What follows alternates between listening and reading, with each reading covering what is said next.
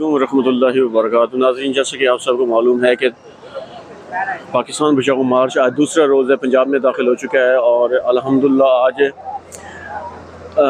बहावलपुर में तारीख़ी इस्तक़बाल के लिए, लॉन्ग मार्च के तारीख़ी इस्तक़बाल के लिए तैयारियां मुकम्मल हो चुकी हैं। आप देख सकते हैं कि सिक्योरिटी के एहलकार भी मौजूद हैं और कारकुनों का आमद का सिलसिला भी जारी है। अल्हम्दुलिल्लाह यहाँ पर आज तारीख़ साज, ये मैं बहावलपुर ख़त्म नबूवत चौक में यहाँ इस वक्त खड़ा हूँ और आप देख सकते हैं कि किस तरह से यहाँ पर मार्च के इस्तक़बाल की तैयारियाँ जारी हैं।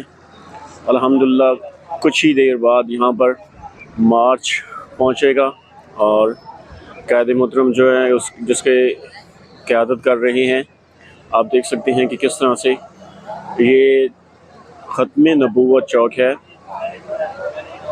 बहावलपुर और पाकिस्तान बचाओ मार्च की जो इस्तक़बाल की तैयारियां हैं बिल्कुल मुकम्मल हो चुकी हैं, आप देख सकते हैं। और कुछ ही देर बाद इंशाअल्लाह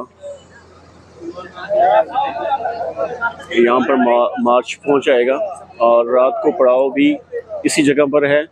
बहावलपुर ख़त्म नबूवत चौक है ये।